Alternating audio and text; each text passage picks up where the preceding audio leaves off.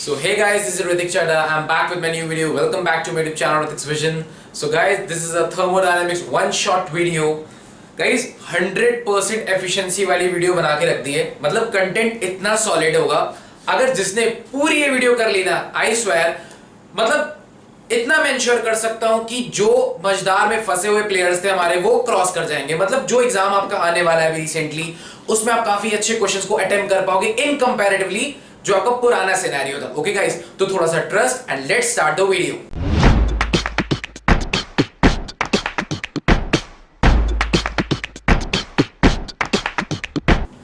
So guys, let's calculate the work done by the gases, कि इस particular system के अंदर जो गैसेस हैं वो कितना काम कर रही हैं. देखो, ये भी काम कर रही हैं. एक आप और हमें जो काम नहीं करते, इनफैक्ट जो गैसेस है वो तक काम कर रही है. देख लो गाइस, ठीक है. Okay, back to business. तो गाइस, कहने का सेंस ये है कि जो हमारा सिस्टम है, जो गैसेस होंगी सिस्टम के अंदर, वो क्या कर रही है, ऊपर की तरफ यहां एक पिस्टन लगा हुआ है, उस पर प्रेशर लगा रही है, यानी कि फोर्स लगा रही है. ठीक है. तो आपने कहा कि सर अगर ये इसके ऊपर की तरफ फोर्स लगाएंगी तो ये पिस्टन ऊपर की तरफ चला जाएगा. तो देखो, पहले यहां था, अब dx डिस्टेंस ऊपर चला गया. तो गाइस, इन्होंने जो प्रेशर लगाया, क्लियरली देख सकते हो, प्रेशर होता है बच्चों फोर्स पर यूनिट एरिया, यानी कि जो फोर्स ऊपर की तरफ लग रहा होगा वो लग रहा होगा Pa. इतना क्लियर गाइस? आपने कहा ओके सर. ऊपर की तरफ ये dx डिस्प्लेस हुआ, तो वर्क कितना किया गैसेस ने? आपने कहा सर स्मॉल dx डिस्प्लेस करने में स्मॉल वर्क डन लगा होगा. स्मॉल वर्क डन होता है F डॉट dx. सब फोर्स भी ऊपर, डिस्प्लेसमेंट भी ऊपर. आप देख सकते हो, फोर्स भी ऊपर की तरफ, डिस्प्लेसमेंट भी ऊपर की तरफ, तो दोनों के बीच में एंगल जीरो, यानी कि sir F dx cos 0 degree. cos 0 क्या होता है? 1.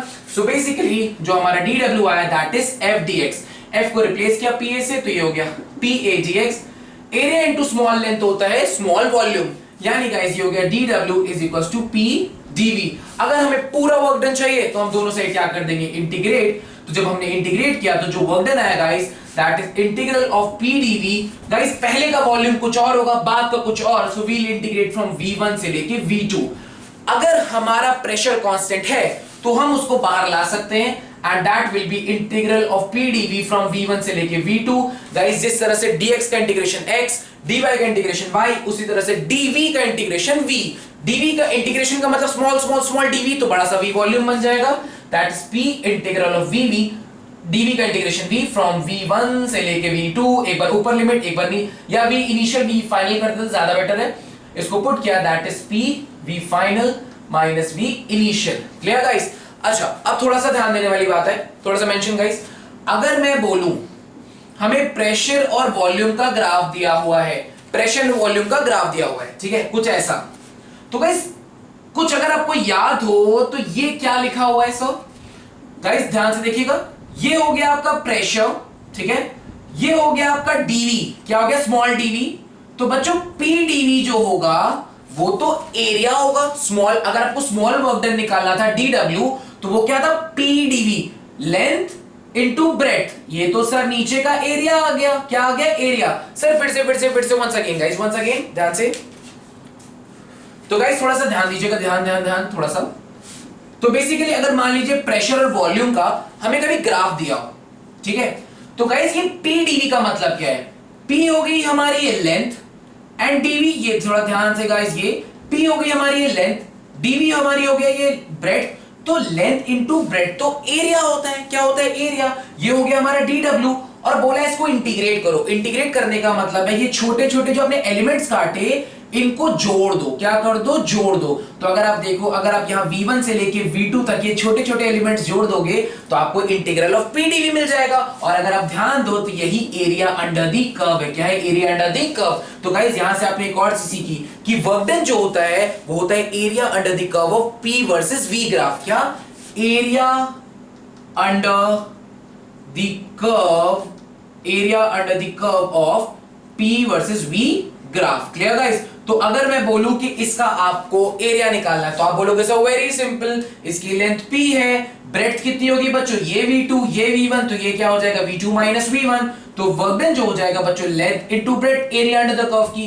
तो ये लेंथ आपका P हो गया, हमने मान लिया, और ये जो ब्रेड्थ है आपकी, ये V2 है, ये V1 है, that is V2 minus V1. तो बच्चों आपको बस ये याद रखना है कि सर कभी भी हमें P वर्सेस V का ग्राफ दिया होगा तो हमें सिंपली अगर एरिया कैलकुलेट कर, अगर वर्क डन कैलकुलेट करना है तो एरिया अंडर द कर्व निकालना है. ठीक है, इसको नोट करिए. तो मैं आपको और इसके रिलेटेड ग्राफ्स बता देता हूं जल्दी से. कम ऑन गाइस। अब गाइस सपोज करिए कभी आपको ऐसा ग्राफ दे दे कि P वर्सेस V का कर्व दे दे आपको, तो आपको बोल दे कि ये निकाल दो work done by the gases, तो आप सिंपली कैसे निकालोगे sir? Area under the curve. Area under the curve की बात करें, सपोज करिए यहां से लेके यहां तक का ये कर्व है, P वर्सेस V का है, तो ये V1 से लेके V2 है, तो गाइस इसमें जो वर्क डन होगा दैट विल बी आपका क्या? सिंपली इसका एरिया अंडर दिस कर्व। अब ये एक ट्रेपीजियम है, तो आप चाहो तो इसको रेक्टेंगल और एक ट्रायंगल में भी कन्वर्ट कर सकते हो, या चाहो तो ट्रेपीजियम का डायरेक्ट फॉर्मूला लगा सकते हो। जैसे हमने सपोज कर लिया गाइस ये आपका P1 है एंड इसको यहां पे मान लिया कि ये हमारा P2 है, तो गाइस आपको पता होना चाहिए कि जो ट्रेपीजियम का एरिया होता है वो क्या होता है? Half into sum of parallel sides into distance between those parallel sides. तो पैरेलल साइड्स कौन-कौन से हैं आप देख सकते हो, ये वाला और ये वाला, ये आपका पैरेलल साइड्स है, पैरेलल ये और ये, तो ये P1 है और ये P2 है, तो half sum of parallel sides into distance between them, ये है इनकी बीच की डिस्टेंस। गाइस ये V2 है ये V1 है, तो ये क्या हो जाएगा? V2 minus V1। अगर गाइस आपको इसमें प्रॉब्लम है तो आप सिंपली इसको ट्रायंगल और नीचे रेक्टेंगल में भी कन्वर्ट कर सकते हो और इन दोनों का सम ले लो, लेकिन आई प्रेफर कि आप डायरेक्टली ट्रेपीजियम लगा लो। क्या so? Half into sum of parallel sides into distance between them. ठीक, इसकी बात करें गाइस तो आप देखो यहां पर P वर्सेस V में नीचे तो कोई एरिया ही नहीं है, तो सिंपली आप क्या लिख सकते हो? वर्क डन क्या होता है बच्चों? P delta V। वॉल्यूम में तो कोई चेंज हो ही नहीं रहा या एरिया ही नहीं है, तो सीधा क्या हो जाएगा आपका? जीरो, क्योंकि इस लाइन के नीचे तो कोई area cover under the curve है ही नहीं, तो बेसिकली वर्क डन क्या हो जाएगा? जीरो। गाइस कम ऑन, इसको ऐसे और भी ग्राफ्स अभी मैं आपको करा देता हूं जैसे साइक्लिक प्रोसेस में, इसको नोट करिए गाइस। तो गाइस वर्क जो है वो आपका पॉजिटिव भी हो सकता है नेगेटिव भी हो सकता है, और बहुत सारे बच्चे इसी में फंसे रहते हैं कि पॉजिटिव होगा कि नेगेटिव होगा। तो गाइस देखिए ग्राफिकली आपने ये पढ़ लिया कि वर्क डन जो होता है वो P delta V and area under the curve होता है, ठीक है। अब आपने पढ़ा ये चीज कि सब मान लीजिए ग्राफिकल रिप्रेजेंटेशन होगी, तो हमें पता है area under the curve will give us the work done. Okay, यहां पर वर्क डन होता है P डेल्टा V यानी V final minus V initial. Guys बहुत सिंपल सा कांसेप्ट है, क्या इसमें सोचना है क्या है? अगर फाइनल वॉल्यूम इनिशियल वॉल्यूम से बड़ा होगा तो आपका जो अगर ये बड़ा है इससे, तो work done will B positive. यही अगर मैं बोलूं work done will B positive, यही अगर बोला जाए बच्चों कि V फाइनल वॉल्यूम इनिशियल से छोटा हो गया तो वर्क डन क्या हो जाएगा? नेगेटिव, क्योंकि छोटी वैल्यू में से बड़ी वैल्यू को माइनस करेंगे तो क्या आएगा? नेगेटिव। तो ग्राफ से कैसे देखेंगे सर? बहुत सिंपल सी बात है बच्चों, आप देखो ये आपका यहां पर V इनिशियल है, यहां पर ये क्या है? V फाइनल, क्योंकि ये प्रोसेस A टू B कुछ ऐसे गया है, तो आप देख सकते हो final volume is greater than initial volume. Clear guys? अब यही मैं बोलूं कि ग्राफ कुछ ऐसा हो, मान लीजिए कुछ ऐसा, ठीक, कि प्रोसेस आपका यहां से लेके यहां गया हो, तो बच्चों आपका इनिशियल वॉल्यूम ये है, फाइनल वॉल्यूम ये है, क्योंकि आप यहां से यहां गए हो, यहां से यहां, तो बहुत क्लियरली देख सकते हो बच्चों कि इस केस में initial volume is greater than final volume. तो बच्चों जब ये बड़ा हो गया इससे, तो वर्क डन का क्या आना? नेगेटिव आना तय है। तो बच्चों आपको ये क्लियर रखना है ग्राफिकली कि अगर हमारा फाइनल वॉल्यूम आपका बड़ा है तो वर्क डन पॉजिटिव, एंड अगर फाइनल वॉल्यूम छोटा है तो वर्क डन नेगेटिव। अगर फाइनल वॉल्यूम बड़ा है इसका मतलब आप क्या समझते हो कि नीचे से फोर्स लगा, नीचे से वॉल्यूम बढ़ गया, यानी ये क्या हुआ बच्चों? यहां पर हुआ आपका एक्सपेंशन। क्या हुआ यहां पर? एक्सपेंशन। सिमिलरली गाइस जब फाइनल वॉल्यूम घट गया तो यहां पर क्या हुआ आपका? बहुत ही इजीली आप देख सकते हो, कंप्रेशन। क्या हुआ? कंप्रेशन। सर ये कैसे हुआ होगा? मान लीजिए कोई एक्सटर्नल फोर्स लगा होगा जो गैस के द्वारा लगे जाने वाले फोर्स से ज्यादा है, तो ऊपर से ज्यादा फोर्स लगा तो कंप्रेशन हुआ, तो फाइनल वॉल्यूम घट गया, यानी फाइनल वॉल्यूम डिक्रीज कर गया, तो वर्क डन क्या आएगा? वर्क डन आएगा नेगेटिव। यही अगर फाइनल वॉल्यूम बढ़ जाए यानी गैस ऐसे धक्का मारा और वो एक्सपेंशन हो जाए, यानी work done by the gas, in that case will be positive. तो ग्राफिकली बस इतना सा सोचना है कि अगर फाइनल वॉल्यूम बड़ा है तो guys clearly work done positive, और फाइनल वॉल्यूम छोटा है तो वर्क डन नेगेटिव। अब गाइस इसको नोट करिए और हम बात करते हैं साइक्लिक प्रोसेस में। साइक्लिक प्रोसेस भी वन ऑफ द इंपॉर्टेंट है, इसको जल्दी से नोट करिए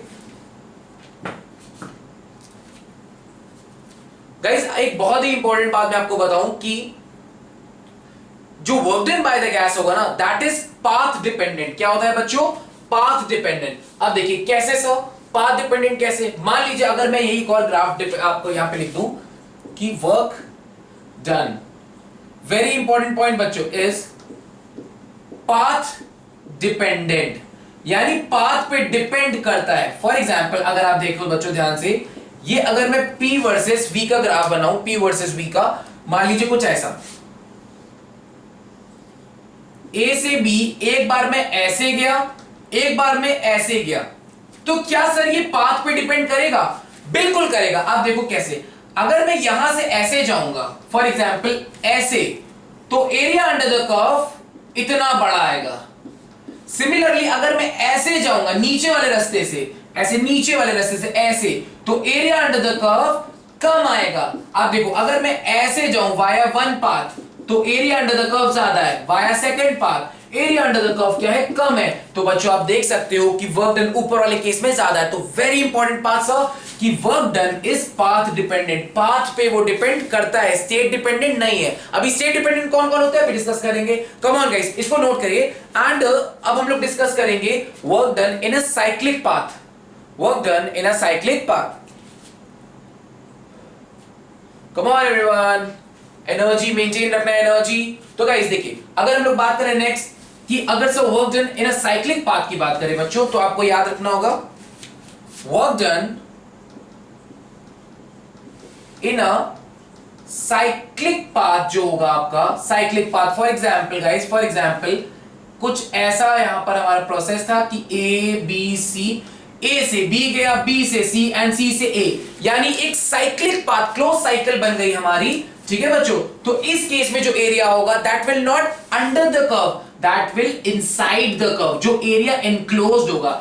इस बार जो वर्क डन होगा बच्चों, work done will be area enclosed, क्या? Area enclosed, not under the curve, area enclosed. तो गाइस बहुत सिंपल है, अगर मैंने बोल दिया कि ये आपका यहां पर ये P1 है, ये P2 है, ये V1 है, ये V2 है, तो बच्चों आप साफ साफ देख सकते हो ये एक ट्रायंगल है। क्या है ट्रायंगल? ट्रायंगल का एरिया क्या होता है सर? हाफ इंटू ये बेस, ये V2 था, ये V1, तो गाइस ये कितना हो जाएगा? V2 minus V1, half into base into height. Guys ये P1 है, ये P2 है, तो इतना हिस्सा क्या हो जाएगा आपका? P2 माइनस P1, तो half into base into height. अच्छा, इसमें एक बहुत बच्चे फंस जाते हैं कि वर्क डन पॉजिटिव की नेगेटिव। अब एक बात बताओ, इसमें कैसे समझ में आएगा कि इनिशियल वॉल्यूम बढ़ा कि फाइनल? वहां तो हमने पढ़ लिया कि सर फाइनल वॉल्यूम बढ़ा तो work done positive, initial volume छोटा तो वर्क डन पॉजिटिव। एंड अगर इनिशियल वॉल्यूम आपका बड़ा हो गया, क्लियर गाइस, तो आपको ये समझना होगा कि आई अगेन रिपीट। तो गाइस वहां पर ये डिस्कस हुआ था कि फाइनल वॉल्यूम अगर बढ़ा तो work done positive, final volume अगर छोटा तो वर्क डन नेगेटिव। तो यहां पर क्या सिनेरियो होगा? यहां पर ये सिनेरियो होगा कि अगर आपका प्रोसेस क्लॉकवाइज है तो work done positive and anti clockwise है तो work done negative. Very star rating point कि अगर if process is clockwise then work done को आपको क्या लेना है? पॉजिटिव। यही अगर आपका process anti clockwise, if anti clockwise, तो वर्क डन को आपको क्या लेना है? नेगेटिव। तो देख सकते हो बच्चों यहां पर तो आप देख लो क्लॉकवाइज है, यहां पर तो सॉरी आप देख सकते हो ध्यान से बच्चों ये एंटी क्लॉकवाइज है, यहां पर ये एंटी क्लॉकवाइज है, एंटी क्लॉकवाइज। तो बेसिकली अगर इस केस में बोला जाता तो हम सब वर्क डन को कैसे निकालते? एरिया अंडर, एरिया एनक्लोज्ड कैसे निकालते? एरिया एनक्लोज्ड, और आंसर को किस में देते? नेगेटिव में। Okay guys, come on. अच्छा, इसमें एक बहुत अच्छा मेरे पास एक ग्राफ है, उसको प्लॉट करते हैं। कम ऑन, जैसे मान लीजिए आप स्क्वायर आएगा, रेक्टेंगल आएगा, वो तो आप इजीली प्लॉट कर लोगे, वो तो इजीली प्लॉट कर लोगे। मान लीजिए कुछ ऐसा आ गया, ध्यान से, मान लीजिए ये इसका यहां पर आपका प्रेशर P1 है, यहां पर प्रेशर आपका P2 है, ठीक है, यहां पर वॉल्यूम आपका V1 है, यहां पर वॉल्यूम आपका V2 है। आपने कहा सर ये तो मुझे सर्कल दिख रहा है।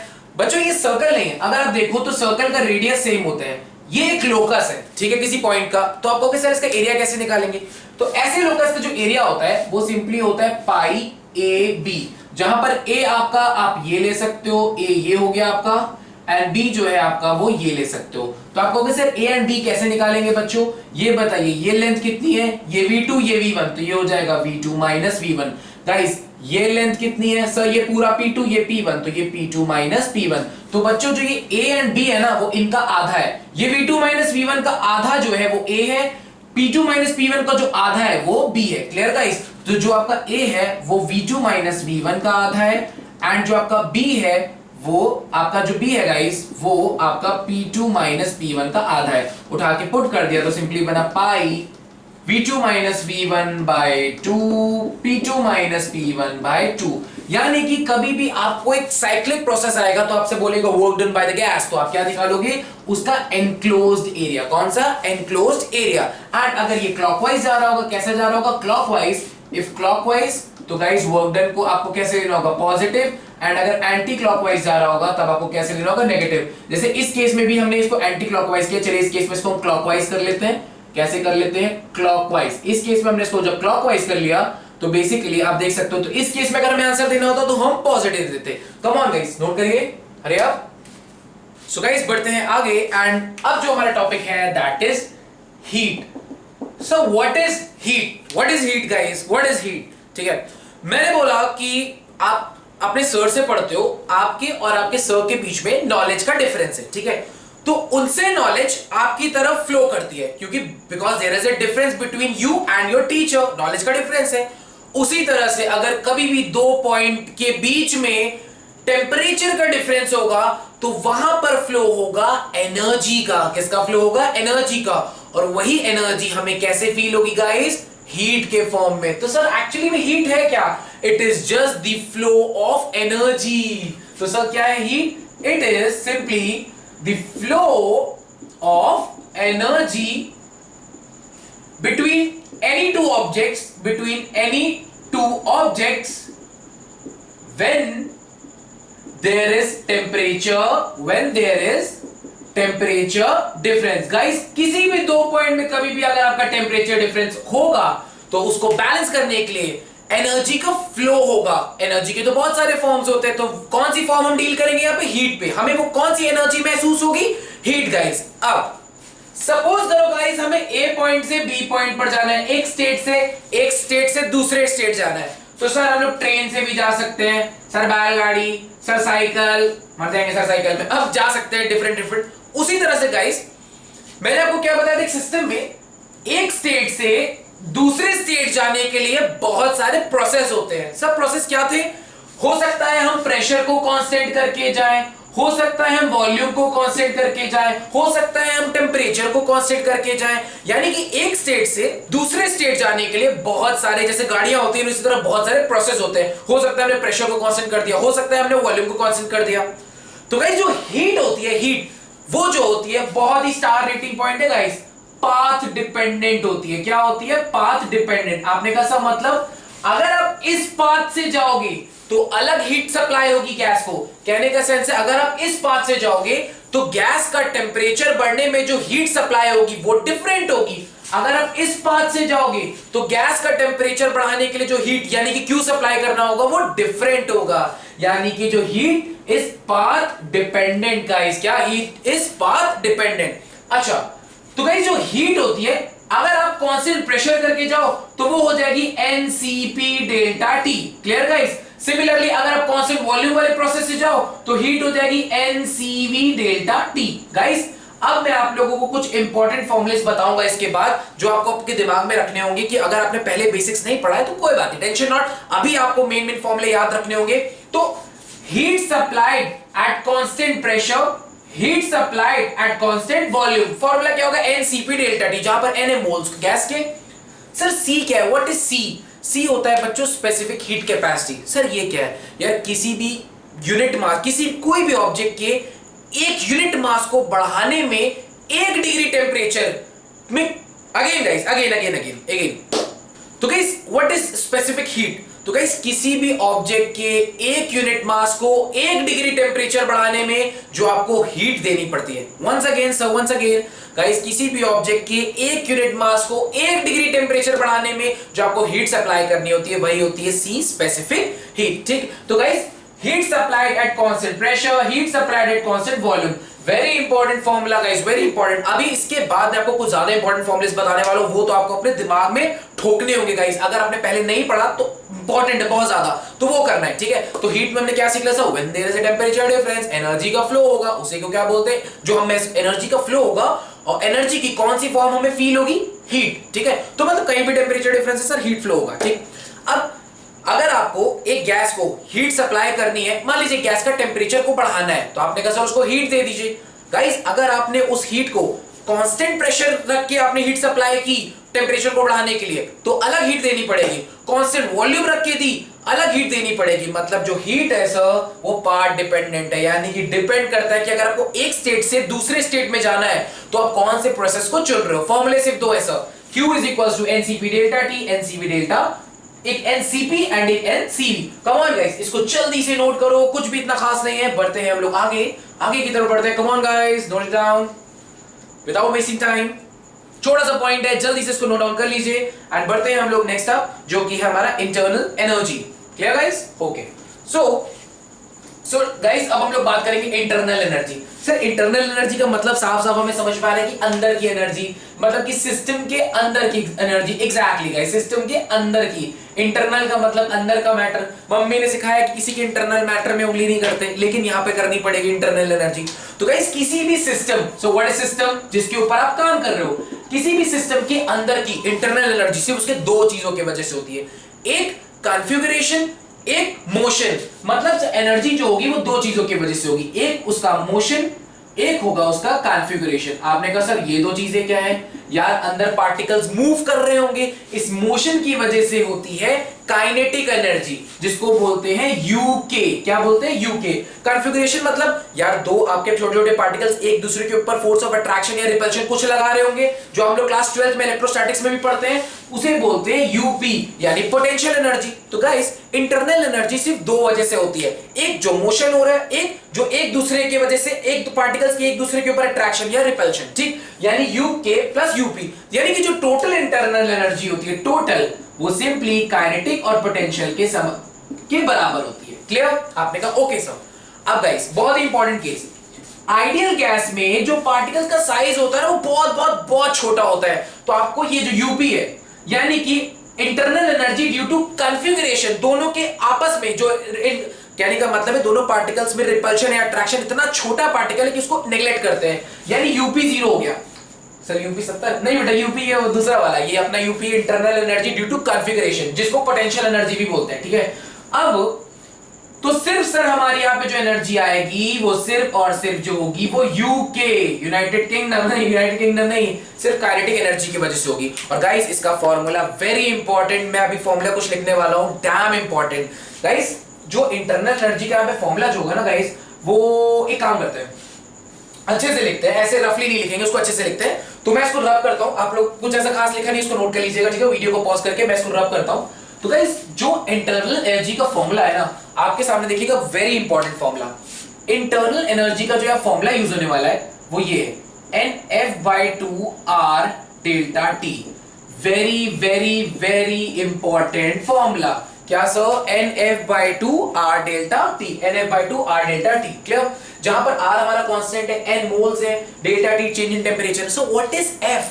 F है यहाँ पर बच्चों, ये एक गाइस बहुत इंपॉर्टेंट नोटिफिकेशन, ये जो पेज होने वाला है ना आपके सामने, यहाँ जो डिस्प्ले करने वाला हूं, डैम इंपॉर्टेंट। जिन्होंने पहले फॉर्मुलेज नहीं पढ़े, ये तो उनके लिए मतलब कि रामबाण है कि ये कोई हमें बता दे और हमारा काम हो जाए। तो फोकस गाइस, फोकस। ठीक है, सो व्हाट इज F?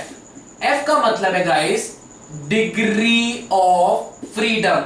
मतलब कि आपके जो एटम्स होते हैं बच्चों, आपने पता होगा मोनो एटॉमिक होते हैं, डाई एटॉमिक, जैसे O2 हो गया, H2 हो गया, ये सब डाई एटॉमिक मॉलिक्यूल है, ट्राई एटॉमिक O3 हो गया। तो इनके पास एक डिग्री ऑफ फ्रीडम होता है। सो what is degree of freedom? जल्दी से रिवाइज करा देते हैं गाइस, और मेन फॉर्मूले बता दूंगा, उसको दिमाग में ठोक लेना। ठीक है सर, डिग्री ऑफ फ्रीडम का मतलब है कि देखिए पार्टिकल जो है वो ट्रांसलेटरी मोशन भी कर सकता है और रोटेटरी मोशन भी कर सकता है।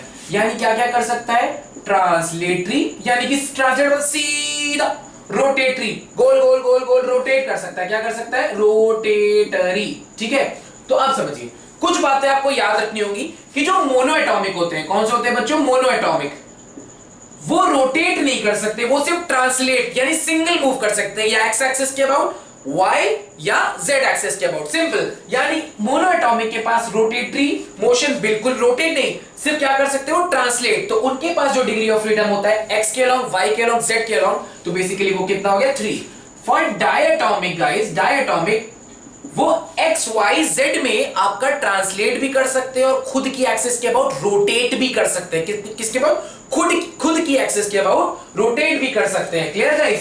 तो इसकी जो डिग्री ऑफ फ्रीडम होगी, ट्रांसलेटरी मोशन 3, रोटेटरी 2 यानी कि 5। अब कुछ सोच रहे हो सर ट्रांसलेटरी तो 3 समझ में है, x हो गया, y हो गया, z हो गया, यहां पे रोटेटरी 2 क्यों लेंगे बेटा? इसकी एक्सिस 2 है ना। फॉर एग्जांपल आप देखो, जैसे मान लीजिए मैंने ये मॉलिक्यूल बोला, इसके पास कितने एक्सिस है? 2, एक x और एक y। तो या x के अबाउट रोटेट कर सकता है या y के अबाउट। सिमिलरली गाइस जो आपका ट्राई एटॉमिक है उसकी जो डिग्री ऑफ फ्रीडम होती है, translatory x y z 3, rotatory 3। Guys triatomic है, ट्राई एटॉमिक जो होता है गाइस उसके पास 3 एक्सेस होती है जिसके अबाउट वो रोटेट कर सकता है, यानी कि ट्राई एटॉमिक के पास जो डिग्री ऑफ फ्रीडम होता है गाइस वो होता है 6। सर दोबारा प्लीज बताइए, वेरी इंपॉर्टेंट गाइस, समझना पड़ेगा, इंपॉर्टेंट है, ठीक है। तो देखिए जो मोनोएटॉमिक है वो रोटेट नहीं करेगा, उसके पास कोई एक्सेस ही नहीं रोटेट करने के लिए। मोनोएटॉमिक सिंगल सा पार्टिकल है, ट्विंग ट्विंग ट्विंग। ट्रांसलेटरी 3 जो डायटॉमिक है, sir x axis y axis z axis के about particular x y z translate तो करेगा और अपनी एक्सिस के अबाउट रोटेट भी करेगा। 2 एक्सिस है, एक x जैसे मान लीजिए जैसे, तो इसके अबाउट ऐसे भी रोटेट कर सकता है और ऐसे भी रोटेट कर सकता है, x के अबाउट भी और y के अबाउट भी वो अपनी ही एक्सिस के अबाउट रोटेट कर सकता है। क्या कर सकता है? ऐसे ऐसे ऐसे या ऐसे ऐसे। इसमें ज्यादा डिटेल में नहीं जाने की जरूरत है, मेन आपको ये याद होना चाहिए, ये बहुत इंपॉर्टेंट है, इसलिए मैं इसको ज्यादा डिटेल में नहीं बता रहा हूं, इतना डीप जाने की जरूरत नहीं। बस आपको याद रखना है कि sir degree of freedom for monoatomic is 3, diatomic is 5, triatomic is 6, ठीक। और जो ट्राइएटॉमिक है वो x y z में आपका ट्रांसलेटरी मोशन भी कर सकता है और 3 एक्सिस के अबाउट अपनी खुद की x, क्योंकि 3 एक्सिस के अबाउट वो खुद सेल्फ में है तो 3 एक्सिस के अबाउट वो रोटेट करेगा। तो आपने कहा सर ओके, कुल मिला के इतनी सी बात हमें समझ में आई कि मोनोएटॉमिक का डिग्री ऑफ फ्रीडम 3 होता है, डाई का 5 एंड ट्राई का 6। अब देखिए गाइस, इसके बाद एक और इंपॉर्टेंट टर्म आया, धीरे धीरे करके सारी चीजों को बताएंगे, ठीक है। अब गाइस आपको 2-3 वर्ड से रिलेट करना होगा। सर सीपी और सीवी क्या होते हैं? गाइस अभी सी मैंने बताया ना क्या होता है, स्पेसिफिक हीट। स्पेसिफिक हीट मतलब किसी भी ऑब्जेक्ट के 1 यूनिट मास के 1 डिग्री टेंपरेचर को बढ़ाने के लिए कितनी हमें हीट देनी पड़ती है। यानी कोई भी ऑब्जेक्ट है उसके एक यूनिट मास को 1 डिग्री टेंपरेचर बढ़ाने के लिए आपको क्या हीट देनी पड़ती है? Eight constant pressure at constant volume. यानी अगर प्रेशर को कांस्टेंट रखा है तो ये हीट इस जगह, अगर मान लीजिए हमने प्रेशर कांस्टेंट रखा हुआ है, तब जो हीट सप्लाई करोगे आप एक पर्टिकुलर यूनिट मास को 1 डिग्री टेंपरेचर बढ़ाने के लिए, that is CP, and constant volume रखा है, तब जो आप हीट सप्लाई करोगे 1 यूनिट मास को 1 डिग्री टेंपरेचर बढ़ाने के लिए, that is CV. Clear guys? अब इनके बहुत इंपॉर्टेंट रिलेशंस जो मैं लिखने जा रहा हूं गाइस, इनका रिलेशन जो होता है बच्चों, अच्छा इनको आपस में पहले रिलेट देख लो। सीपी बाय सीवी जो होता है दैट इज गामा। इन दोनों स्पेसिफिक हीट्स का जो रेशियो है गाइस, इन्हें गामा बोलते हैं। क्या बोलते हैं? गामा, ठीक है। अब सुनिएगा ध्यान से, और गाइस धीरे धीरे ये आपके लिए बहुत इंपॉर्टेंट डिस्प्ले होने वाला है गाइस, ध्यान से देखिएगा, ठीक। सबका रिलेशन बताएंगे। अब गाइस सीपी को हम लोग गामा से रिलेट करेंगे तो वो होता है R gamma upon gamma minus 1, and CV को रिलेट करेंगे तो R upon gamma minus 1। Clear guys? Clear clear clear.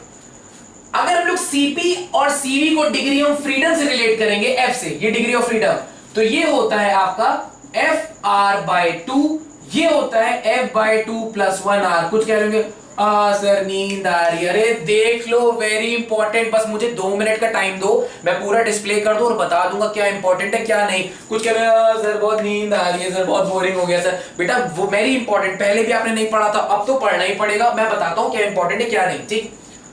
सब फिर से बताइए क्या था, मेरा तो सर घूम रहा है। अरे चिलैक्स चिलैक्स चिलैक्स, सब बताएंगे। सीपी क्या है? सर सीपी है heat supplied at constant pressure to increase the 1 degree temperature of a particular unit mass, ठीक है। और सीपी सीवी क्या हो गया? CP at constant pressure, CV at constant volume, ठीक है। सर समझ में आया गाइस? इस चैप्टर को अगर अच्छे अच्छे क्वेश्चंस न्यूमेरिकल्स को डील अप करना है ना, तो ये सारे फॉर्मुलेस नहीं पता होंगे तो आप टच भी नहीं कर पाओगे, और ये पता होगा तो चुटकियों में हो जाएगा, ठीक है। तो आप देखिए, तो आपने कहा सर सीपी का गामा के साथ रिलेशन, अभी आपको समझ में आएगा इंपॉर्टेंस क्या है। वेट गाइस, ठीक है, R gamma upon gamma minus 1। Similarly CV का R upon gamma minus 1। CP क्या होता है guys? F by 2 plus 1 R, और ये होता है एफ आर बाय 2। सीपी का गामा के साथ रिलेशन, सीपी का डिग्री ऑफ फ्रीडम के साथ रिलेशन, सीवी का गामा के साथ रिलेशन, सीवी का डिग्री ऑफ फ्रीडम के साथ रिलेशन। और डिग्री ऑफ फ्रीडम का और गामा का क्या रिश्ता होता है गाइस? ये gamma is equal to 1 plus 2 by F. क्या guys? Gamma is equal to 1 plus 2 by F. ये हो गए सारे इंपॉर्टेंट फॉर्मुलेस, अभी इनको याद करना है, ठीक है। अब देखिए, अब हमने बोला कि सर गामा की वैल्यूज के बारे में चलिए थोड़ा सा डिस्कस करते हैं गाइस, वेरी इंपॉर्टेंट। मोनोएटॉमिक के लिए गामा की वैल्यू 3, डिग्री ऑफ फ्रीडम 3 है। क्या है? 3। तो गामा क्या आ जाएगा? 1 प्लस 2/3 गाइस, मार्कर थोड़ा लाइट हो रहा है, मैं रेडी यूज कर लेता हूं ताकि आपको क्लियरली दिखाई दे। तो ये क्या हो जाएगा गाइस, गामा की जो वैल्यू आएगी दैट विल बी 1 + 2/f।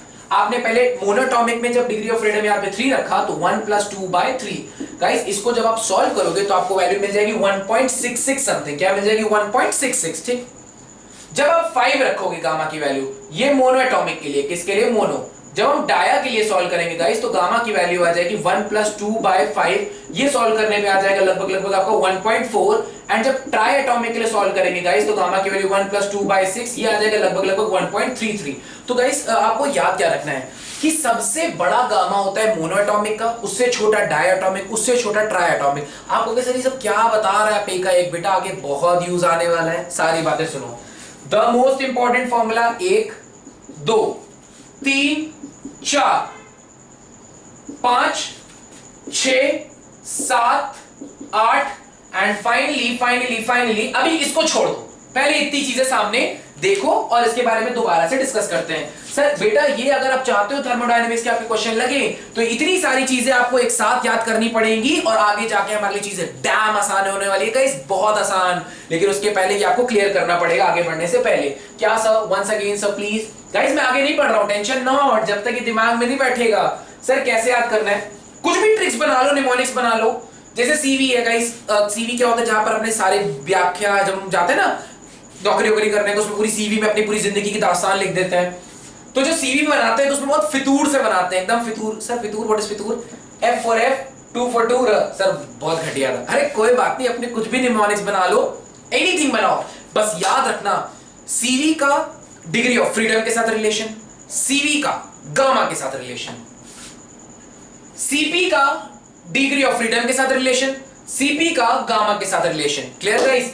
अच्छा, हमेशा सीपी बड़ा होता है बच्चों। क्या होता है? बड़ा। तो देख लो, अगर सीवी r अपॉन गामा -1 है तो ये क्या बोलेगा? मैं r गामा अपॉन गामा -1 हूं। ये बोलेगा मैं fr/2 हूं तो ये बोलेगा मैं f/2 + 1 r हूं। मतलब सीपी एक्चुअली गाइस मैं आपको एक चीज बता दूं, क्योंकि ज्यादा डिटेल में वीडियोस मैं नहीं रख सकता, बहुत बड़ी हो जाएगी। बट गाइस जो हम हीट सप्लाई करते हैं, CP, what is CP sir? Heat supplied at constant pressure to increase the temperature of a gas by 1 unit mass, by 1 degree temperature of a 1 unit mass. यानी कि जो आप heat supply करते हो 1 degree temperature को बढ़ाने के लिए एट कांस्टेंट प्रेशर, वो ज्यादा होता है। क्या होता है? वो ज्यादा। यानी अभी आप ये याद रख सकते हो कि जो सीपी होता है ना वो बड़ा होता है। क्या होता है? बड़ा। आपने कहा अच्छा सर, तो अगर आपको सीवी याद है r अपॉन गामा -1, तो जो सीपी हो जाएगा वो हो जाएगा r gamma upon gamma -1। Similarly guys CV से फितूर, सर ये तो हम नहीं याद करने वाले। अरे ठीक है, कुछ भी बना लेना कि कुछ भी, ये fr/2 है तो ये कहेगा मैं बड़ा हूं तुझसे, मैं तुझसे बड़ा हूं, तेरा भाई हूं, मैं तुझसे बड़ा हूं, तो f/2 + 1 r हो जाएगा। Clear guys? ये चारों फॉर्मूलेस को दिमाग में तुरंत स्वाइप आउट करो, तुरंत वीडियो को नोट करके इसको पॉज करिए।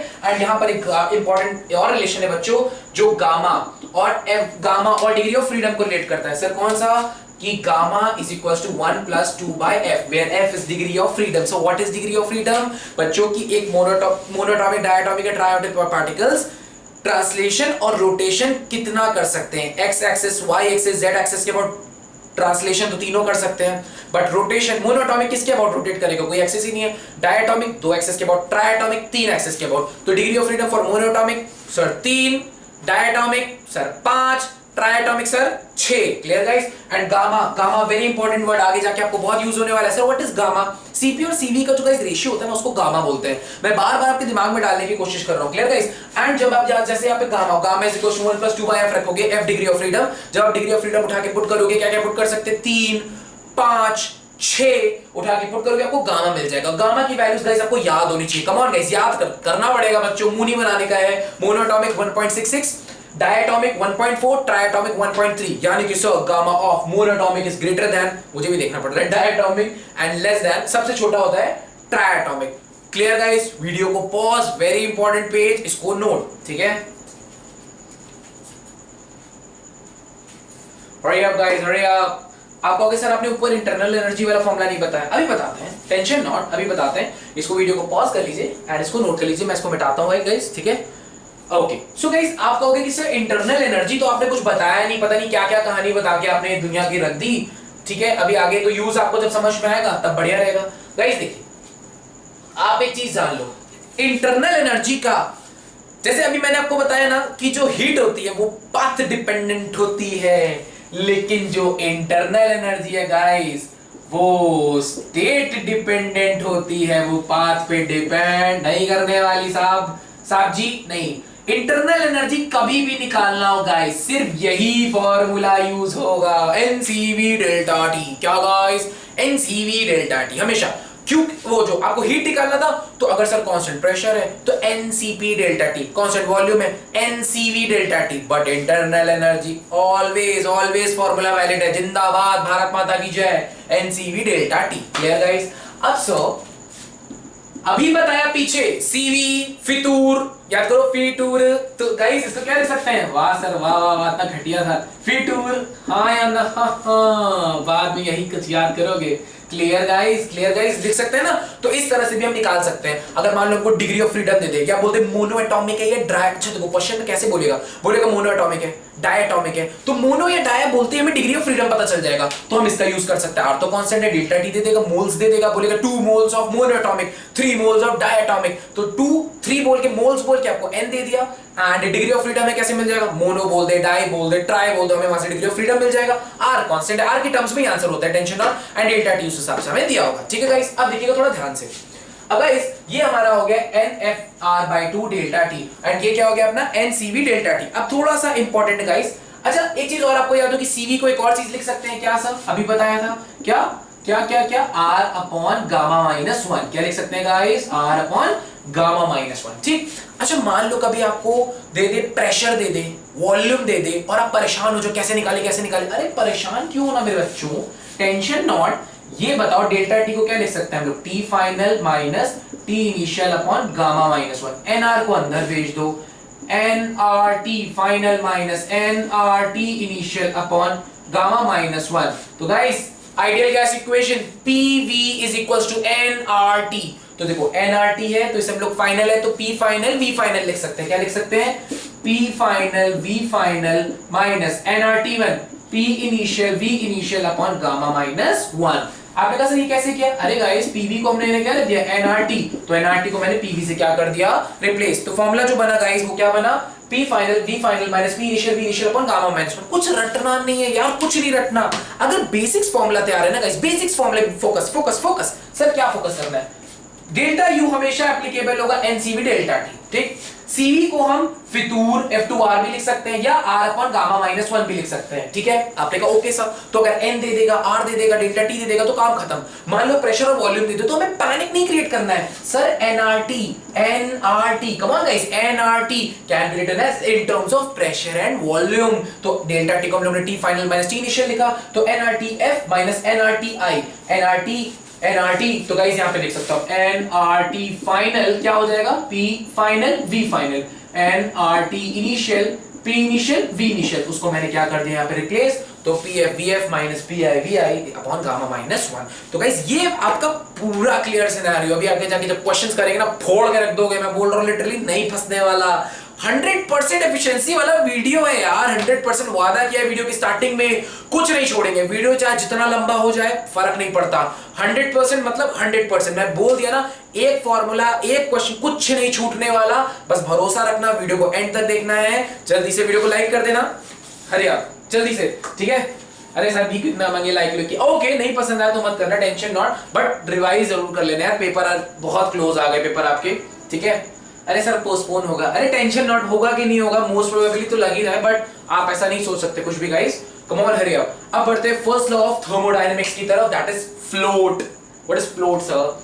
First law of thermodynamics.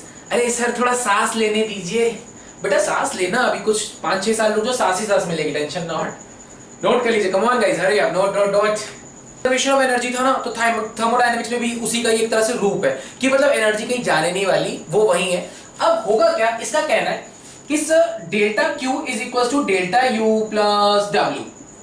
एकदम सिंपल सा सिनेरियो है कि delta Q is equal to delta U plus delta W। Clear guys? मतलब sir what is heat sir? Energy का एक फॉर्म है जो एनर्जी फ्लो कर रही है, उसका एक फॉर्म है हीट। किस फॉर्म में हमें वो महसूस हो रहा है? हीट के फॉर्म में। यानी कि सर कुल मिला के एनर्जी का ही फ्लो हो रहा है। मैंने कहा एग्जैक्टली बच्चों, एनर्जी का ही फ्लो हो रहा है, तब टेंपरेचर डिफरेंस है तो एनर्जी फ्लो कर रही है। ठीक, वो जो एनर्जी है वो सिर्फ दो काम करेगी, जब हम लोग खाना खाते हैं तो क्या होता है, एक हमारी बॉडी बनती है, ठीक है सर थोड़े मोटे हो गए, हाँ बेटा ओके इट्स ओके, ऐसे नहीं बोलते। तो बेसिकली एक हमारी बॉडी बनती है, दूसरा हम कभी कभार काम कर लेते हैं, क्या कर लेते हैं, काम। उसी तरह से गैस को जो हीट मिलती है ना वो दो काम करता है, एक उसकी इंटरनल एनर्जी बढ़ती है, मतलब सर पार्टिकल के मोशंस बढ़ जाएंगे, भागते से भागे एक दूसरे की तरफ, यानी कि इंटरनल एनर्जी बढ़ गई। एंड दूसरा वो वर्क करेगा, याद करिए वीडियो की स्टार्टिंग में हमने क्या बताया था कि सराउंडिंग के अगेंस्ट वो वर्क करता है, उस याद करिए पिस्टन को ऊपर करने में, याद करिए। तो गैस जो है दो काम करती है, अब जो उसको हीट देते हैं यानी एक तरह से जो एनर्जी दिया हमने उसके वो दो यूटिलाइजेशन करेगा, एक अपने अंदर के इंटरनल एनर्जी को बढ़ाने में एंड दूसरा आपका जो वर्क डन करने में, क्या करने में, वर्क डन। अच्छा गाइस बहुत ही इंपॉर्टेंट है, बहुत इंपॉर्टेंट, साइन कन्वेंशन में बहुत बच्चे फंस जाते हैं। आपको याद क्या रखना है कि सर जो हमने हीट सप्लाई की वो सिर्फ दो काम करेगी, एक इंटरनल एनर्जी को बढ़ाएगी या घटाएगी एंड वर्क सिस्टम करेगा या सराउंडिंग करेगा। तो बात सुनिएगा बहुत ही ध्यान से, ओके गाइस। तो अब देखिए साइन कन्वेंशन आपको ये याद रखना है। अच्छा बच्चों साइन कन्वेंशन आगे बताने से पहले क्या आपको ये अब याद हो गया कि सर ये जो डेल्टा क्यू है ये पाथ फंक्शन है, ये जो डेल्टा यू है ये जो वर्क डन है ये भी आपका पाथ फंक्शन है, बट इंटरनल एनर्जी आपका स्टेट फंक्शन है, ये अभी मैंने बता दिया है, क्लियर होगा अब तो गाइस, ठीक है। तो ओके अब साइन कन्वेंशन की बात करें तो क्वेश्चन में आता है कि हमने हीट दी, हमने हीट ली, बच्चे परेशान है। अब सुनो, जैसे जब रेफ्रिजरेटर होता है उसके पीछे छुओ तो बड़ा गरम गरम सा नहीं लगता, हीट निकल रही है, तो उसको हम नेगेटिव मानते हैं। तो कहने का सेंस क्या है कि Q को हम लोग नेगेटिव मानते हैं जब सिस्टम से हीट निकलती है, when heat is released by system, heat is released by system, यानी अगर सिस्टम से हीट निकल रही है, उसमें से निकल रही, छूने पे गर्म लग रहा है तो नेगेटिव है। एंड अगर हम सिस्टम को हीट दे रहे हैं, क्या दे रहे हैं गाइस, हीट, तो हम उसको प्लस लेते हैं, क्या लेते हैं, plus. If heat is supplied by us to the system, आपने कहा okay sir. So what about work done, guys work done की बात करें, भाई दूसरा काम कर दे तो बहुत अच्छा है, बहुत हमको करना पड़ेगा वो सर, मूड ही खराब हो गया। तो गाइस वर्क डन हम तभी पॉजिटिव मान सकते हैं जब सिस्टम करे, कौन करे, system. If work is done by system, ठीक। अगर हमें करना पड़े, हम कौन है सर, हम सराउंडिंग है गाइस, अगर हमें करना पड़े तो नेगेटिव ऑन दी सिस्टम, क्या गाइस, ऑन दी सिस्टम। अच्छा गाइस एक चीज क्लियर कर दूं, अगर सिस्टम हमारे लिए वर्क कर रहा है तो अच्छी बात है, कोई दूसरा करेगा तो अच्छी बात है। So what do you mean by system work कर रहा है, सिस्टम वर्क करने का मतलब है वो पिस्टन को ऊपर की तरफ ढकेल रहा है, यानी एक्सपेंशन होगा, क्या होगा, expansion, exactly guys, exactly. And अगर हम वर्क कर रहे हैं ऊपर से, हम सराउंडिंग है, हम वर्क कर रहे हैं तो कंप्रेशन होगा, क्या होगा, कंप्रेशन, क्लियर गाइस। तो आपने कहा सर इसको दिमाग में डालना है हमें, क्या, अगर सिस्टम से हीट निकलेगी तो नेगेटिव, हम दे रहे हैं तो पॉजिटिव, सिस्टम वर्क कर रहा है, आहा सर बड़ा मजा आ रहा है, पॉजिटिव। अगर हमें सिस्टम पे वर्क करना पड़ रहा है, दैट इज आपका negative, clear guys. And internal energy की भी बात कर लेते हैं। इंटरनल एनर्जी गाइस बहुत ही क्लियर है, इंटरनल एनर्जी आपका simply NCV delta T, temperature पे डिपेंड कर रहा है। अगर टेम्परेचर बढ़ेगा तो इंटरनल एनर्जी पॉजिटिव, टेम्परेचर घटेगा तो इंटरनल एनर्जी नेगेटिव। तो इंटरनल एनर्जी पॉजिटिव होती है जब टेम्परेचर इज इंक्रीज, टेम्परेचर अगर राइज करेगा, क्या करेगा, राइज, तो ये प्लस आना है। और अगर टेम्परेचर डिक्रीज करेगा, क्या करेगा गाइस, टेम्परेचर अगर डिक्रीज करेगा तो ये क्या है, negative. Because deep down we all know that कि इसका सिर्फ एक ही भुसरा सहारा फॉर्मूला है, NCV डेल्टा टी।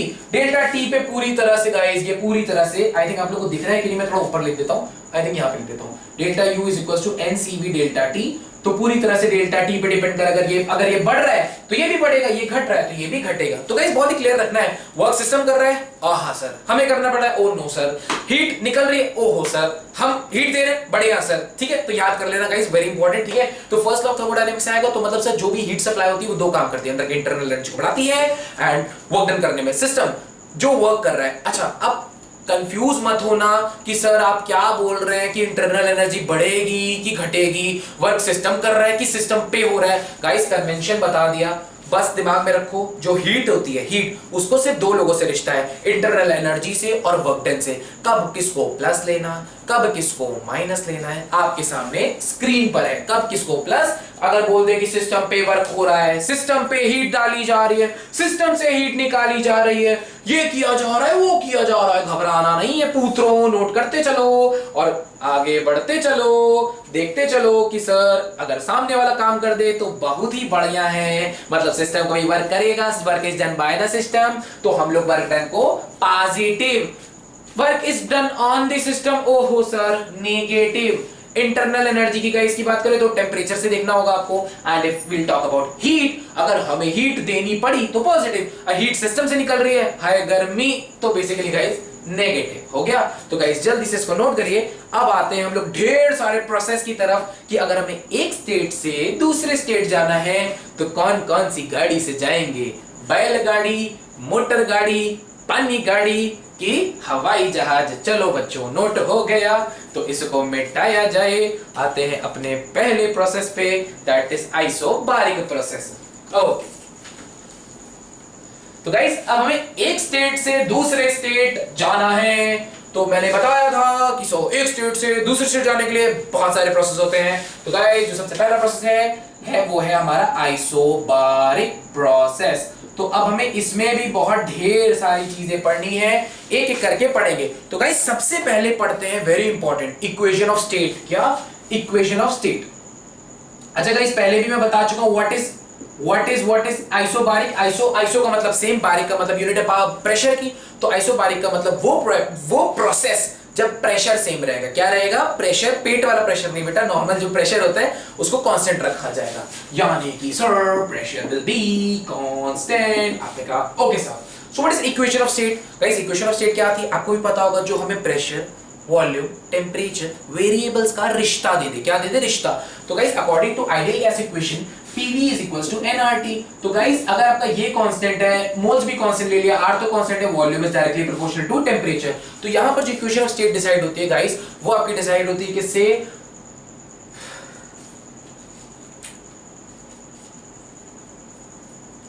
तो गाइस यहां पर जो इक्वेशन ऑफ स्टेट डिसाइड होती है वो किससे डिसाइड? तो गाइस यहां पर जो इक्वेशन ऑफ स्टेट डिसाइड होती है वो किससे डिसाइड होती है? चार्ल्स लॉ से, जो कि ये कहते हैं कि volume will be directly proportional to temperature. तो गाइस अगर V1 वॉल्यूम है, प्रोपोर्शनलिटी का साइन हटेगा तो एक कांस्टेंट आएगा T1। अगर V2 वॉल्यूम है तो प्रोपोर्शनलिटी का साइन हटेगा तो T2। दोनों को डिवाइड कर दिया तो guys V1 upon T1, T1 को नीचे ले, is equals to V2 upon T2। ये आप लगा सकते हैं, this is the equation of state. ठीक है, जब आपका प्रेशर क्या रहेगा? कांस्टेंट। अब गाइस नेक्स्ट हम बात करते हैं, ये तो पहला पॉइंट हो गया। सेकंड आते हैं जो कि हमारा बहुत इंपॉर्टेंट पॉइंट है guys, indicator diagram. Indicator diagram sir क्या है? याद करिए मैंने बता रखा है ना कि जो भी आपका ग्राफ बनाएंगे प्रेशर और वॉल्यूम का, उसमें जो डायग्राम फिगर बनाएंगे उसी को हम लोग इंडिकेटर डायग्राम बोलेंगे। ठीक है, तो गाइस एक काम करते हैं, इंडिकेटर डायग्राम मैं ऊपर बनाता हूं क्योंकि मुझे इसमें कुछ इंपॉर्टेंट बातें भी आपको बतानी है, क्योंकि थोड़ा डिटेल में करते हैं। तो गाइस इसको नोट कर लिया होगा, सिंपली वीडियो को पॉज करके नोट कर लो इसको, क्योंकि मैं इसको मिटा देता हूं। ठीक है, तो अब देखिए, तो गाइस इंडिकेटर डायग्राम का ये सिनेरियो है कि मैंने बोला कि आपका this is pressure, this is volume, this is pressure, this is volume. तो इंडिकेटर डायग्राम हमें बनाना है। आपने बोला कि सर जितना भी वॉल्यूम बढ़ा लीजिए प्रेशर नहीं बढ़ने वाला, बिकॉज आइसोबारिक प्रोसेस है, आइसोबारिक। तो यानी जितना भी वॉल्यूम बढ़ा ले प्रेशर हमारा क्या रहेगा? कांस्टेंट। जितना भी वॉल्यूम बढ़ा ले प्रेशर क्या रहेगा? कांस्टेंट। आपने कहा सर आपने दो केस क्यों लिए? बेटा एक बारी में मैं ये V1 से लेके V2 जा रहा हूं और दूसरी बारी में मैं V2 से लेके V1, एक बार मैं ऐसे जाऊंगा, एक बार मैं ऐसे जाऊंगा। सब समझ सकते हैं जब मैं ऐसे जा रहा हूं तो V2 is greater than V1। तो गाइस बाद वाला वॉल्यूम पहले से बड़ा हो गया, यानी एक्सपेंशन हो गया। क्या हो गया सर? एक्सपेंशन हो गया। सिमिलरली गाइस इसकी बात करें तो बाद वाले से छोटे वाले पे आ गए, कंप्रेशन हो गया। क्या हो गया? कंप्रेशन। क्लियर? अब देखिए गाइस, अगर मैं बात करूं स्लोप की, so what is slope? Rate of change of y with respect to x, यानी rate of change of p with respect to v। Sir slope कैसे निकालते थे? अरे बेटा अपने आप को इसके ऊपर बैठा दो सर बैठे रहेंगे, आगे ना जाएंगे ना पीछे, तो क्योंकि स्लोप आपकी ढलान है ही नहीं, स्लोप क्या है, जीरो। तो गाइस इसकी स्लोप क्या हो गई हमारी, जीरो। अब एक एक करके सारे पॉइंट्स को हम कवर आउट करते हैं। अच्छा गाइस, जो मैंने आपको ग्राफ अलग अलग बनाया उसका सिनेरियो क्या था, ध्यान से देखिएगा बच्चों। मैं इनका स्लोप हो गया जीरो, इसको याद रखिएगा। मैं यहां लिख दे रहा हूं dp by dv अपना क्या हो गया, स्लोप क्या हो गया इसका, zero. Because pressure is not dp by dv का मतलब pressure is changing with respect to time. अरे यार प्रेशर चेंज ही नहीं कर रहा है, pressure is not changing with respect time, क्या बोल रहा हूं, सॉरी बच्चों, pressure is changing with respect to volume. Volume, time कहां से आ गया, pressure is changing with respect to volume. आप कहोगे सर प्रेशर तो चेंज कर ही नहीं रहा है, तो dp by dv यानी rate of change of pressure with respect to volume क्या हो गया, जीरो, यानी dp by dv जीरो। अच्छा गाइस अब देखिए, ये एक्सपेंशन कब होगा और ये कंप्रेशन कब होगा, जब आप हीटिंग करते हो, क्या करते हो, हीटिंग यानी कि हीट देते हो, तब आपका होगा एक्सपेंशन। एंड जब आप कूलिंग करोगे तब आपका क्या होगा, कंप्रेशन। अब गाइस इसमें मैं छोटे छोटे केस ले लेता हूं जल्दी से। जैसे कि गाइस अगर मुझे एक बात बताइए, जब आप हीटिंग करते हो तो आपका टेम्परेचर जो है वो इंक्रीज करता है, ऑब्वियस सी बात है सर, ऑब्वियस सी बात है। तो गाइस इंटरनल एनर्जी क्या करेगी, कम ऑन मुझे बताओ, कमेंट सेक्शन में बताओ, कम ऑन। ऑब्वियस सी बात है sir, delta U is equal to NCV delta T, temperature rise, internal energy rise. Clear guys. जैसे हमारा जो नेक्स्ट पॉइंट है sir volume, sir what about volume, volume अगर हम लोग गाइस यहां पर अगर सिंपल सी बात है, अगर हम लोग वॉल्यूम इंक्रीज करेंगे तो वर्क डन पे क्या फर्क पड़ेगा, कम ऑन सोचो सोचो सोचो। वॉल्यूम हमने इंक्रीज किया तो वर्क डन क्या होगा, वर्क डन का फॉर्मूला होता है P डेल्टा V। अगर P वर्क डन का फॉर्मूला कहां लिख दूं, यहां लिख देता हूं, वर्क डन का फॉर्मूला P डेल्टा V, ये तो कांस्टेंट है, इसको बढ़ाएंगे तो ये भी बढ़ेगा, यानी वर्क डन क्या आएगा अपना, पॉजिटिव। क्या आएगा गाइस, पॉजिटिव। मैं हीट की बात करूं तो ऑब्वियस सी बात है सर, हीटिंग यानी हम हीट दे रहे हैं, जब हम सिस्टम को हीट दे रहे हैं तो पॉजिटिव बात है, यानी ये जो चीज आएगी ये भी अपनी क्या आएगी, पॉजिटिव। इसको भी हम लोग पॉजिटिव कर लेते हैं, क्या कर लेते हैं, पॉजिटिव। तो सर आप ये बता क्या रहे हैं बेटा, जब आप न्यूमेरिकल लगाओगे आपको ये सब चीजों की बहुत हेल्प पड़ेगी, ठीक है। तो देखिए ध्यान से कि जब भी हम हीटिंग कर रहे हैं, क्या कर रहे हैं, हीटिंग, तो हम हीट दे रहे हैं यानी हमने इंटरनल एनर्जी को प्लस लिया, ठीक। हम हीटिंग कर रहे हैं, जब हीट करेंगे तो अंदर से गैस वर्क करेगी, वर्क करके वॉल्यूम को बढ़ाएगी, तो जब वॉल्यूम बढ़ रहा है तो वर्क डन, यार सिस्टम वर्क कर रहा है, पॉजिटिव। क्या कर रहा है, पॉजिटिव। अगर ऐसे नहीं समझ पा रहे हो आप कि सर सिस्टम वर्क करेगा हमें कैसे पता चलेगा, तो टेंशन नहीं लेने का, वर्क डन का formula P delta V, volume बढ़ रहा है तो वॉल्यूम बढ़ रहा है तो work done positive. Clear. And इसकी बात करें गाइस, अगर टेंपरेचर इंक्रीज करेंगे तो इंटरनल एनर्जी तो होता है NCV डेल्टा T, ठीक है। अगर आपका टेंपरेचर इंक्रीज तो इंटरनल एनर्जी भी इंक्रीज। अब गाइस बात करें हम लोग नेक्स्ट कूलिंग में, सेम सिनेरियो बात करें कूलिंग में, तो कूलिंग में भी सिमिलर है गाइस, टेंपरेचर हमारा डिक्रीज करेगा, एक हमारा टेंपरेचर है, एक हमारा वॉल्यूम है और एक हमारा हीट है, सिमिलर है। तो गाइस अगर टेंपरेचर डिक्रीज करेगा तो इंटरनल एनर्जी आपकी नेगेटिव आएगी, अगर आपका वॉल्यूम डिक्रीज करेगा, वॉल्यूम घटेगा तो वर्क डन नेगेटिव आने वाला है, क्या आने वाला है, नेगेटिव। सिर्फ क्या डिक्रीज करेगा बेसिकली। एंड अगर आपका जो ये हीट है गाइस, कूलिंग का मतलब हीट आप सिस्टम से निकल रही है, सिस्टम कूल होने का मतलब सिस्टम हीट निकाल रहा है, तभी तो ठंडा हो रहा है, ठीक। तो जब सिस्टम निकालेगा तो उसको हम लोग क्या मानते हैं, तो जो Q होता है वो हमारा क्या होता है, नेगेटिव होता है। क्या होता है बच्चों, नेगेटिव। हीट निकल रही है गाइस, इस तरह से आपको इसको समझना है। कम ऑन गाइस, इसको नोट करिए, ये आगे जाके आपको बहुत हेल्प करने वाला है, इसीलिए मैंने इसको थोड़ा थोड़ा बता दिया, ठीक है। अभी यहाँ ये खत्म नहीं होता गाइस, अब आते हैं हम लोग इसी के नेक्स्ट पॉइंट पे, जो कि हमारी, अगर नीचे स्पेस हो तो मैं लिख दूं, सर रहम करिए बच्चों पे, नेक्स्ट लिख दीजिएगा please. Okay okay okay okay, ठीक है गाइस। नेक्स्ट कुछ बहुत खास नहीं आने वाला, स्पेसिफिक हीट आने वाला है, इसके बाद आने वाला है स्पेसिफिक हीट। कम ऑन मुझे कमेंट करके बताओ, अभी थोड़ी देर पहले बताया स्पेसिफिक हीट का फॉर्मूला, कम ऑन मुझे सुनाई नहीं दे रहा। कहां से सुनोगे बेटा, तुम तो वीडियो रिकॉर्डिंग कर रहे हो। अरे ओ सॉरी सॉरी सॉरी, हाँ तो बेसिकली कोई आपकी ऑनलाइन क्लास नहीं चल रही सर, हाँ या करेक्ट करेक्ट करेक्ट। तो बेसिकली बच्चों स्पेसिफिक हीट का फॉर्मूला CP सर P मत करिए, ओके, CP का फॉर्मूला कुछ हिंट दूं, सारे गा मा, हाँ सर याद है, आर गामा अपॉन गामा -1। और एक और फितूर, सर इसका फितूर कुछ ज्यादा ही होता है, कुछ ज्यादा, तो एक ऐड कर दो। हिंट मिली, हाँ सर मिल गई, नोट हुआ, हो गया सर, ओके। तो बेसिकली तो गाइस इसमें जो हमारा नेक्स्ट पॉइंट है गाइस, वो है हमारा स्पेसिफिक हीट। एंड बच्चे उनके भी बच्चे ये जानते हैं कि CP होता है फितूर कुछ ज्यादा, फितूर कुछ ज्यादा। अब मैं क्या बताऊं मेरे बेटे, बच्चों समझ में आया? Clear? Next up we have bulk modulus of elasticity. अब कहोगे अब सर ये क्या है? इलास्टिसिटी का मतलब क्या होता है गाइस? अगर किसी भी चीज को आप कंप्रेस करोगे, किसी भी चीज को दबाओगे, तो वो अपनी वापस शेप में आने की कोशिश करेगा। तो ये जो बल्क मॉड्यूलस ऑफ इलास्टिसिटी है, इसको के से सिग्निफाई करते हैं। ये बॉडी के कैरेक्टरिस्टिक है जो ये बताता है कि बॉडी कितनी कोशिश कर रहा है अपने वापस शेप में आने की। आप कहोगे सर शेप में चेंज, उसके वॉल्यूम में चेंज आया क्यों? क्योंकि उस पर प्रेशर लग रहा था। तो गाइस इसका जो बल्क मॉड्यूलस का फॉर्मूला होता है, applied change in pressure upon relative change of volume. जो स्ट्रेस अपॉन स्ट्रेन नहीं पढ़ा था आपने, स्ट्रेस अपॉन स्ट्रेन, ये वही है सर। क्या? Change in pressure upon relative change in volume. क्या रिलेट मतलब प्रेशर को चेंज करने की वजह से उसके वॉल्यूम में कितना रिलेटिव चेंज है। रिलेटिव का मतलब होता है guys change upon initial. Pressure को चेंज करने की वजह से उसके वॉल्यूम में कितना रिलेटिव चेंज आया। सर ये माइनस क्यों लगा? क्योंकि वो डिक्रीज करेगा। वही होता है आपका बल्क मॉड्यूलस ऑफ इलास्टिसिटी। एक तरह से ये प्रॉपर्टी है जो ये बताती है कोई बॉडी अपने शेप में आने की कितनी कोशिश कर रही है। ठीक है, ज्यादा डिस्कस करने का कोई मतलब नहीं गाइस। आपको पता है कि डेल्टा पी हमारा आइसोबारिक प्रोसेस है, तो डेल्टा पी 0 होगा, तो यहाँ पे बल्क मॉड्यूलस ऑफ इलास्टिसिटी आपका क्या होने वाला है गाइस? 0। ठीक है, तो कुछ चीजें आपको याद रखनी होंगी guys. Next up the dam important point कि सर वर्क डन निकालना है। क्या निकालना है? Work done. अब गाइस वर्क डन का सबसे जनरलाइज फॉर्मूला बच्चा जानता है सर, इंटीग्रल ऑफ क्या होता है बच्चों? पीडीवी फ्रॉम V1 से लेके V इनिशियल से लेके V final. Clear guys? Pressure हमारा कांस्टेंट है, बाहर निकाल लो। जब बाहर निकाल लिया तो आया integral of dv from V1 V initial से V फाइनल, dx का इंटीग्रेशन x, dy का इंटीग्रेशन y, तो dv का इंटीग्रेशन v। तो गाइस ये हो जाएगा p v, ऊपर वाली लिमिट नीचे वाली लिमिट पुट किया तो हो गया p v final minus v initial. Clear guys? और मैंने आपको थोड़ी देर पहले भी बता चुका हूं, अगर प्रेशर वॉल्यूम ना देके आपको मोल्स r या टेंपरेचर दे दे तो गाइस इसको सिंपली कैसे लिख सकते हो आप? pvf minus pvi। पीवी को क्या लिख सकते हैं बच्चों? nRTF माइनस nRTI। तो इस तरह से भी इसको सिग्निफाई कर सकते हो, nRTF माइनस TI। तो परेशान नहीं होना है बिल्कुल, बस आपको ये देख लेना कि कैसे कैसे चीजें दी हुई हैं। अगर प्रेशर और वॉल्यूम के टर्म्स में तो डायरेक्ट वो लगा दो, मोल्स के टर्म्स में तो पीवी को आप nRT रिप्लेस कर दो। जैसे पीवी फाइनल क्या हो जाएगा? nRTV final. पीवी इनिशियल क्या हो जाएगा?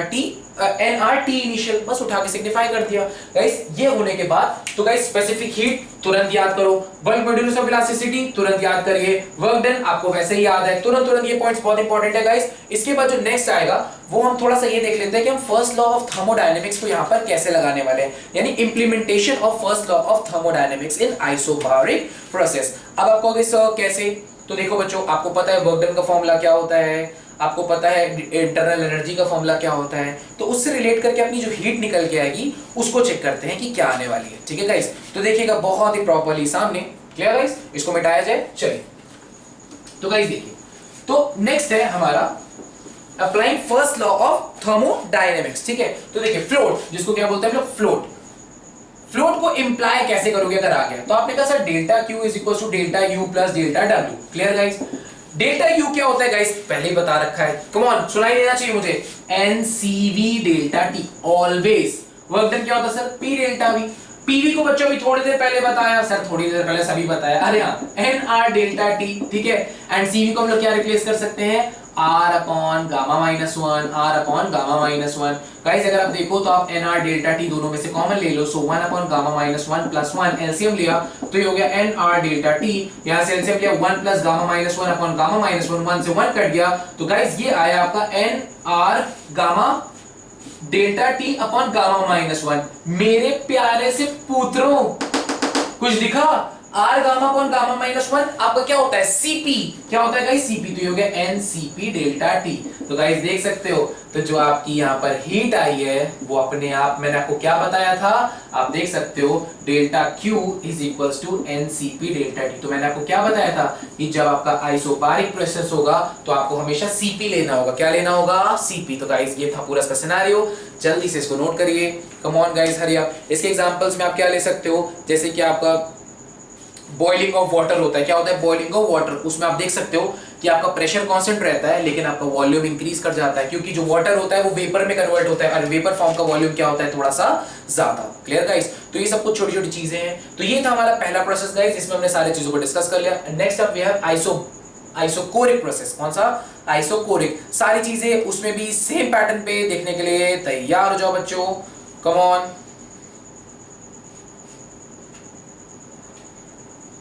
चलिए तो बेसिकली अगर आप लोगों ने नोट कर लिया हो तो उसको मिटाया जाए। ठीक, तो गाइस अब नेक्स्ट है हमारा आइसोकोरिक प्रोसेस।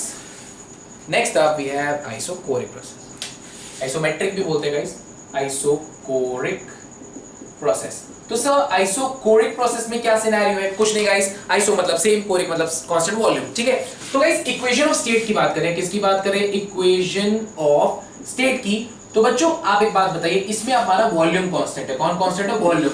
तो यहां पर जो है गे-लुसेक्स लॉ लगता है। सर क्या क्या क्या? अरे हाँ वही सुना, जो सुना वही सुना, गे-लुसेक्स लॉ। ये क्या कहते हैं? तो according to ideal gas equation PV = nRT, guys ये कांस्टेंट है, ये कांस्टेंट है, ये कांस्टेंट है, so pressure is directly proportional to T। So at P1 pressure कुछ टेंपरेचर होगा T1, ये प्रोपोर्शनलिटी का साइन हटेगा तो एक कांस्टेंट आएगा KT1। कोई और प्रेशर पे टेंपरेचर T2, दोनों को डिवाइड किया तो बेसिकली P1/P2 = T1/T2। सो कभी भी आप क्या लगा सकते हो? Simply P1/T1 = P2/T2। Clear guys? तो ये है इसकी इक्वेशन ऑफ स्टेट, जो प्रेशर, वॉल्यूम, टेंपरेचर को आपस में क्या करती है? रिलेट। अब हमेशा की तरह हम लोग बनाने वाले हैं इंडिकेटर डायग्राम। तो गाइस क्या आपको तैयार? मैं फिर से वही सारी चीजें एक्सपेंशन और वो बताऊंगा। अगर कुछ किसी को पहले मिस हो गया हो या पहले थोड़ा सा ध्यान से ना समझ में आओ तो अब वो देख लेगा, अच्छे से कंसीडर कर लेगा इसको। Clear guys? तो बेसिकली इसको मिटाया जाए एंड बनाते हैं हमारा इंडिकेटर डायग्राम। तो देखिए इंडिकेटर डायग्राम जो है हमारा हमेशा की तरह बच्चों वही प्रेशर और वॉल्यूम का ग्राफ। रुकिए थोड़ा सा डार्क मार्कर यूज करें, dark marker. Wait guys, little darker. अब देखिए, वाह सर वाह, वाह मोदी जी वाह। प्रेशर वॉल्यूम, तो गाइस आइसोकोरिक का मतलब है प्रेशर जितना बढ़ा लो वॉल्यूम नहीं बढ़ने वाला, प्रेशर जितना बढ़ा लो वॉल्यूम नहीं बढ़ने वाला। एक केस में गाइस आपका प्रेशर इंक्रीज करेगा, एक में डिक्रीज करेगा। Clear guys? दोनों ही केस में आप देखो स्लोप जो है बच्चों, अपने आप को यहां बैठा दो, धुड़ीन से नीचे गिर जाओगे क्योंकि इसका स्लोप है इनफाइनाइट। क्या है? इनफाइनाइट। आपने कहा सर कैसे? बच्चों जो स्लोप होता है वो होता है tan थीटा, यहां पर एंगल 90, तो tan 90 इनफाइनाइट। अरे नॉर्मली देखो यहां बैठाओगे तो धुड़ीन से गिर जाओगे, ठीक है। तो फिलहाल ये सब की जरूरत नहीं है। तो बेसिकली स्लोप क्या है सर अपना? इनफाइनाइट। बहुत ज्यादा स्लोप है सर, बहुत ज्यादा, बैठेंगे आप तो तुरंत गिर जाएंगे। क्लियर? अब देखिए गाइस इसमें भी हमने दो केस बनाए अपने। गाइस इसमें भी चलिए हम लोग दो केस लेंगे, एक हमारा हीटिंग, एक हमारा कूलिंग। हीटिंग में गाइस अगर हम लोग बात करें तो टेंपरेचर ऑब्वियस सी बात है सर इंक्रीज करेगा।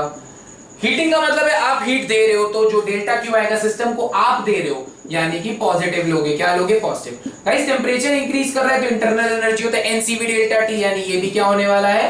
पॉजिटिव। और अगर हीट करेंगे तो प्रेशर हमारा क्या करेगा? इंक्रीज। सिमिलरली गाइस कूलिंग की बात करें तो टेंपरेचर सर डिक्रीज करेगा। कूलिंग का मतलब हीट निकल रही है, यानी कि जो डेल्टा क्यू आने वाला है सर सिस्टम से निकल रहा है, छूने पे गर्म हुई तो नेगेटिव। डेल्टा यू से टेंपरेचर घट रहा है तो इंटरनल एनर्जी भी नेगेटिव, एंड प्रेशर क्या कर रहा है आपका? डिक्रीज। तो गाइस ये सब चीजें आपको अगर इसे पहले से पता होगी तो आपको क्वेश्चन सॉल्व करने में काफी आसानी होगी। गाइस बढ़ते हैं आगे एंड अब बात करेंगे हम लोग हमेशा स्पेसिफिक हीट के बारे में। किसके बारे में? Specific heat. तो गाइस देखिएगा ध्यान से, तो स्पेसिफिक हीट अगर आपको याद हो, इसको वीडियो को नोट पॉज करके नोट कर लीजिए। Come on. तो गाइस अगर हम लोग स्पेसिफिक हीट की बात करें तो स्पेसिफिक हीट का फॉर्मूला क्या तुझे याद है? नहीं सर हम तो भूल गए। अरे ऐसे कैसे भूल गए? अभी थोड़ी देर पहले बताया। कांस्टेंट वॉल्यूम है। स्पेसिफिक हीट की बात करेगा। स्पेसिफिक हीट सर होता क्या है? स्पेसिफिक हीट का मतलब यहां पर हो जाएगा CV। सर किसी भी बॉडी का 1 यूनिट मास के 1 डिग्री टेंपरेचर को बढ़ाने में जो हमें हीट देनी पड़ती है वही होती है हमारी CV। सर वही आपका पता नहीं फालतू सा याद क्या? फितूर F2R। F2R याद रखना बच्चों, ठीक है। And next up we have bulk modulus. ये हमारा सेकंड पॉइंट हो गया, ये हमारा थर्ड पॉइंट हो गया। बल्क मॉड्यूलस सर फिर से वही बात, बल्क मॉड्यूलस ऑफ इलास्टिसिटी का मतलब किसी भी बॉडी की वो प्रॉपर्टी जो ये बताती है कि किसी भी चीज को अगर आप वॉल्यूम को चेंज कर सकते हो, मतलब आप ऐसा समझो, इसका मतलब ये है किसी भी बॉडी के अगर आप वॉल्यूम को चेंज कर रहे हो तो वो कितनी आसानी से चेंज हो जाएगा, या वो बेसिकली कुछ नहीं है। आप ऐसा सोच सकते हो कि वो बॉडी कितना रेजिस्ट करेगी, चेंज नहीं होने देगी, या कितनी आसानी से आप चेंज कर सकते हो, यही बात बताता है बल्क मॉड्यूलस ऑफ इलास्टिसिटी। आपने कहा समझा नहीं।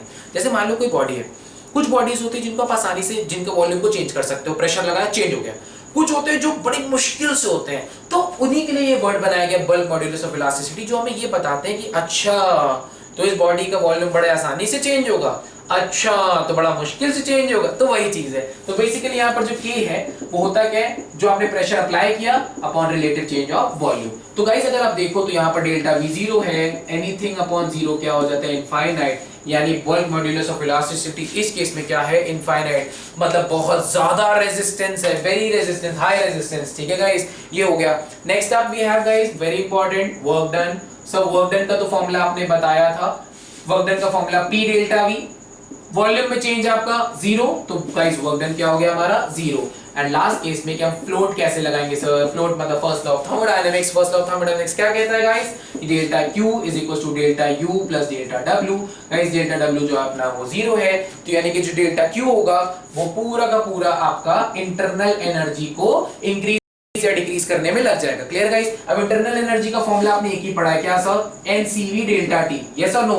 CV को क्या रिप्लेस कर सकते हैं guys, R upon gamma minus 1 delta T। Okay guys, तो आपको जिस भी तरीके का देगा आप उसको यूज कर सकते हो। Clear guys. अच्छा अभी मैंने बताया NR डेल्टा T को हम क्या लिख सकते हैं, स्पेस अगर हो एग्जैक्टली वो स्पेस है, तो NR डेल्टा T को हम लोग T final minus T initial upon gamma minus 1। NRT को हम लोग क्या लिख सकते हैं, PV, क्या लिख सकते हैं, PV। NRT1 को क्या लिख सकते हैं, P1 V1 upon gamma minus 1।